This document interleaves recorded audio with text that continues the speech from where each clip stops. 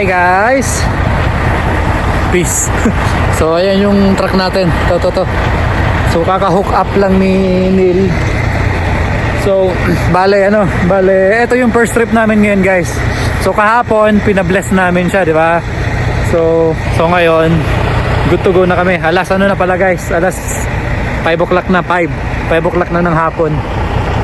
So kanina pa kayo umaga dito kasi inayos pa namin guys yung yung loob, yung mga gamit namin, sinet up namin, yung microwave, yung mga heater namin, tapos yung higaan, sinet up na namin kanina. Tapos ayun na si Neil, nagpe-pre-trip na siya guys. Pre-trip na para larga na. So ayan, ngayon pre, kaway. Hello. Ano mo na yung pula pre? Para umangat ka sana yun. Ay.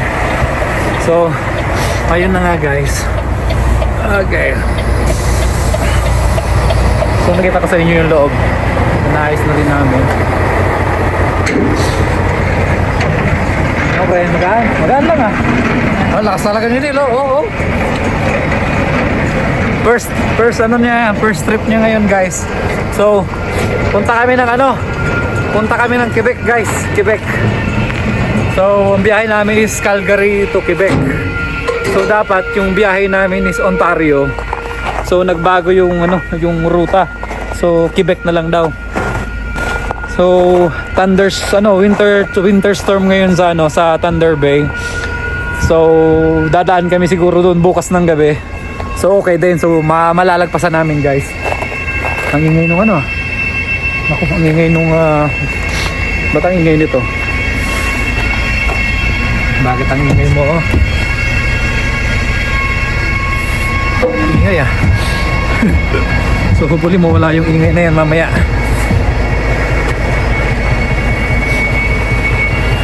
Tingnan mo mabuti pre yung mga gulong. Pre, tingnan mo mga gulong. Tapos yung mga pre, yung mga nuts. Yung mga nuts.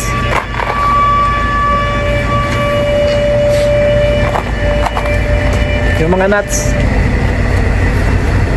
Ayan, isa-isayo mo yan. Yan ang tamang pre-trip pre.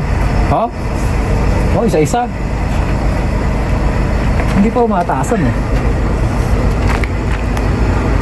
Tumaas na ba yung Hindi pa. Hindi nataas pa Antayin natin.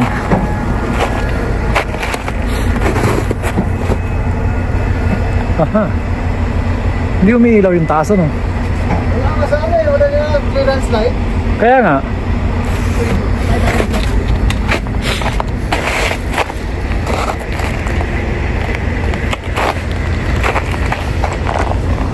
Yung isa umiilaw dito sa kabila, hindi. Ayun, tumaas na.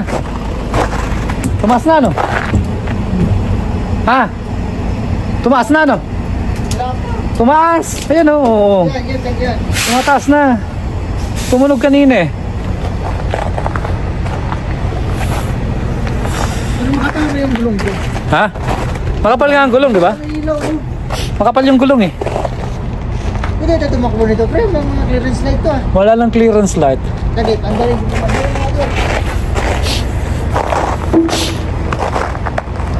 So tumaas na guys yung yung air suspension ng trailer. Matagal daw kasi itong natenga na trailer na to. So normally kasi na tinatakbo nila is repair. Ngayon tatakbo sila ng Amazon. So pipick up kami sa Amazon dito sa Calgary. Tapos deliver namin sa Quebec naman ang delivery namin. Doon din sa Amazon din. Grabe guys, ang lamig. So ayan, ang aming truck. So panggabi akong mamaya babiyahe, akong titira. Ngayon pala maya siguro mga 8 palitan kami para kahit paano makaidli pa ako. Okay. So meron ng ilaw yung clearance light guys. May mga ilaw na. So hindi naka-on pala kanina. Hindi mo pala on? Alam ko. Ha? Alam mo pala eh. Sabi mo walang clearance.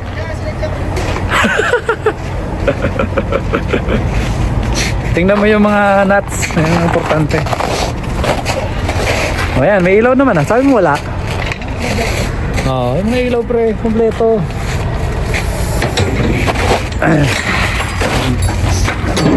Dito, ito. Pwede ka matulog dyan pre. Sa loob. Linis din ano? Malinis pa naman. Hindi pa na-send? Ha? Hindi pa na-send? Wala pa. Mamaya pa siguro yun. Punta muna tayo Walmart. Gusto mo? Tapos, tapusin ko nito. Ha? Tapusin ko muna. Tapusin mo muna. Okay, ito kaya, ano ba? Haba? O i-adjust? Yeah, tama lang yun. Ayos lang yun. Hindi na tumaas ano? Yan na yung pinakamataas niya. Yan na yata. Okay, okay lang naman. Ang galing talaga, oh. Nag-pre-trip boy natin. Pre-trip boy. Ha? Ano yung hot Half oil? Ay. Yan ang importante pre, ang aboil. Tingnan mo, baka mamaya mawalan tayo ng gulong ha. Ito, hindi ba masyadong ano eh. Hindi, meron na. Kita oh, kita eh. Hindi ba, hirap doon sa kabila. Ang balikan doon.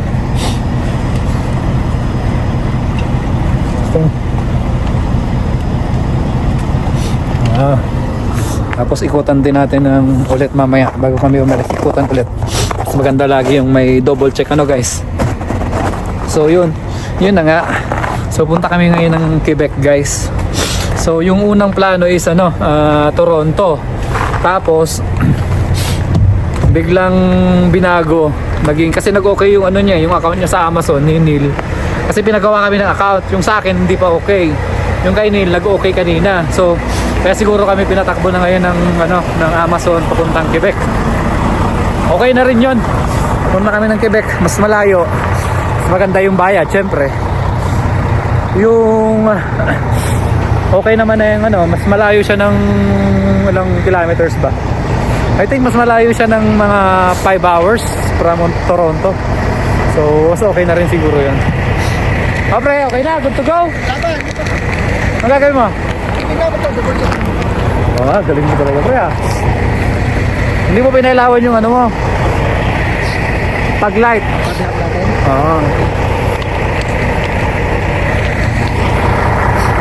Taga pre-trip natin. Pero pagkatapos namin dito guys, punta muna kami ng Walmart. May bibiling kami para dun sa isang namin, sa isang pangkabit bahin. Kulang kasi siya eh. So bibilan namin para mas maganda yung lagayan ng cellphone. Kasi natatanggal eh. Ha? Andyan din sa may switch. Oo, hanapin mo dyan. Nakikita mo yan. Yan.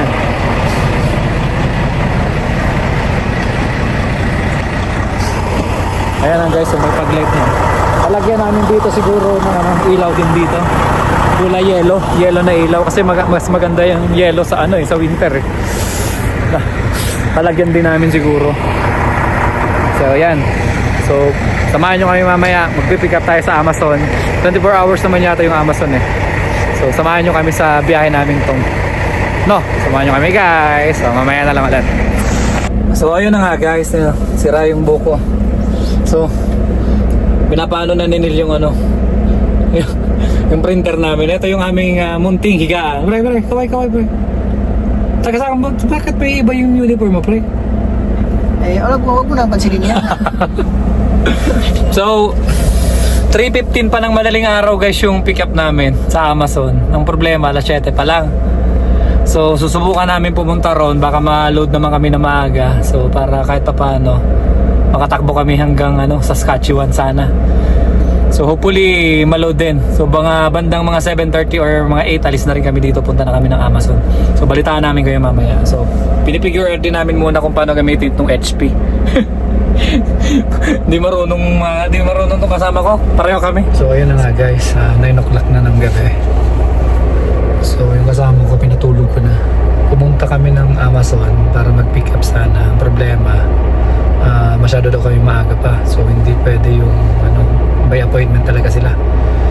So punta kami ulit na mamaya ng 1 AM. So 9 o'clock pa lang, so 3 hours pa. Maganda yung ng 3 hours para sa pick up. So So hopefully by mga 1:30 siguro ako punta ron. Hopefully maload na kami ng mga ganong oras. Antok na rin ako guys. So yun nga, first biyahe namin. Hindi pa kasi makapag-US kasi inaantay pa nila yung papel nila para sa US kasi bago yung nila, yung DOT license. Kasi nangyari nga dati, yung kung nakwento ko na sa inyo, nagkaroon sila ng problema gawa ng yung isang driver nila is naulihan ng marijuana. So syempre bawal sa US ang marijuana, kaya ayun, pati kami damay. So yun muna, so tatakbo muna kami ng Canada only muna. Hopefully, basta ngayon week daw lalabas na yung papel. So hopefully by next week makabiyahe na kami ng US. Pero sa ngayon okay naman to kasi Quebec yung biyahe namin. So yun lang, mag-aantay lang talaga kami ng pick up kasi may oras talaga eh. So ganun talaga ang buhay. So balitaan ko kayo mamaya guys kung ano nangyari. So yun. So balik tayo dito guys sa Amazon. So ayan ang Amazon. Dito na tayo sa Amazon. So bali na. Ayan, 2 o'clock na ng madaling araw. So alas 3 yung appointment natin. Ayan. So sabi balik daw ako ng 1 o'clock. So alas 2 na ako bumalik kasi 3 o'clock yung appointment eh. So sakto na rin siguro yun. So antayin lang natin matapos yung isa doon. Then pasok na tayo. So ayan. So hopefully maloading kami agad. So let's see. Ayan na lang. So ayan na nga guys. So ayun yung trailer namin no. So niloload na. Nabacking ko na doon. Naririnig ko niloload na. Tapos dito lang tayo nag-park. So bawal yung ulo. Pinuputol guys. So pinuputol lang. Tapos pumunta ako doon kanina. May kinausap ko ng driver kasi first time namin nga dito. Tinanong ko kung paano yung proseso nila, kung makakuha ba kami ng papel. So sabi, makaka-receive na lang daw kami ng guys na dito. So ganyan guys, walang katao-tao. So bawal mag-video dito, pasensya na. So makaka-receive na daw kami ng email para na kung confirmation na loaded na kami. So wala na kaming gagawin. So yun muna. So ayan guys, after 1 hour na load na kami.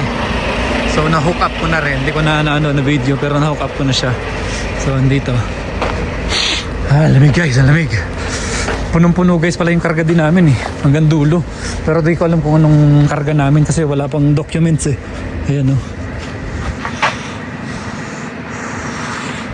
So ito yung seal. Ito pala yung seal. Kami isi-seal na namin siya. Ayan. Okay. So double check lang din namin kung anong laman ng mga to. Pero feeling ko magaan lang to eh. Ayan o. Magagaan lang to sigurado. Problema, yung documents, di ko alam kung paano kuhain. Ayan. Ha? Sarap na pre. Okay na yan? Okay na yan. Ikaw na. Ayan? Hindi, may strap sila, naglagay ng strap. So ito yung seal pre oh. Seal mo na rin. Ito yung seal guys. Plastic lang siya. Wala tayong kandado. Para malagyan sana natin ng kandado. First time ni Neil magsara niyan. Okay na, sarado na pre. Tapos i-seal mo na rin ito. Buti nakatulog na rin yan. Pero konti lang din. So makakatulog pa rin siya mamaya. Mukhang magaan lang din siya eh. Hindi wala kasing dokumento eh. Ano yung nalaman ng bigat ito? Kaya nga eh. Mamaya punta tayo dun sa seal mo na pre. So ayan. Ang banda ito? Ganyan? Hindi. Ito pre. Ito. Ito yung nag-lock. Ano to? Kasi ito, pag binuksan mo to, hindi mabubuksan yan, diba? So dito mo siya isi-seal. Ano to? Ikatin ko lang. Tingnan mo kung paano. Yan, ganyan. Yun. Nagdahalin. Galing mo pre ah. Pasok dito. So ayan, na-seal na. Ayan, ganun lang. Okay na yan. All good na yan. So ayan, ang seal Double check mo yung namin. Ang hindi yata nakaipit. Ipit dito. Ano ba? Ipit naman. Oo. So ikutan mo pa ng isang beses bago tayo umalis. Ikutan ko pa pala. Tapos mamaya magkilo kami dun sa gusto ko malaman kung ilang kilo to eh. So ako pa rin magdadrive. So larga na rin kami. So ayan, may mga nagpipick up din doon, no? So ayun na nga guys, nandito na kami sa Brooks. So palitan na kami ni partner. So bumili rin ako nito, Will Hub Oil, para dagdagan yung ano namin, yung hub oil nung trailer, kasi kukunti na lang din eh. So mas maganda nang sigurado, lagyan na lang din namin para sure. So ayun nag pre-trip na rin siya. Pre-trip. So balik na tayo doon para makalarga na rin. Ewan ko kung kumain na to. Sabi ko kumain na siya eh. Nag-i-snow na guys, nag-i-snow. So 6 o'clock na pala. So nag-drive ako hanggang dito, hanggang Brooks. So siguro magpapalitan kami nito mamaya bandang bago pumasok ng Manitoba. Problema is nag-i-snow pa guys. Ay nako. So hopefully hindi ganun kalakas. Sana ganyan-ganyan lang. So ayan. Hello. So yun muna. So quick tour guys. So ito yung namin, setup. So yun ang mga bag. Yung ginamit kanina ni Neil na niya, unan saka kumot. So ako naman pepesto. So syempre may kulambo tayo lagi. Kulambo is life. So dito yung cooler. So mga pagkain, tapos inumin. Tapos ito yung rep namin. Ayan. Diyan nilagay din namin yung pagkain dyan. Tapos yan, setup namin. Ayan, yan yung GPS, sakto lang din. Tapos dyan dito namin nilalagay ang phone namin. Tapos yan, puro tubig. So pasensya na guys, makalat na. So ganyan lang setup guys. Ayan, so sabi ko nga, dito kami sa Flying J. Ayun, nag-washroom yung kasama ko. So tapos na siya mag-pre-trip. So alis na rin kami. Anong oras na ba? So 6:31 na guys, 6:31. Ay naka, so mag-isang oras na rin kami dito. Isang oras na pala. So yun na. So malayo-layo pa guys. Ayan yung babayahin namin 3,555 kilometers pa. Malayo pa guys. So yun. So yun muna guys. So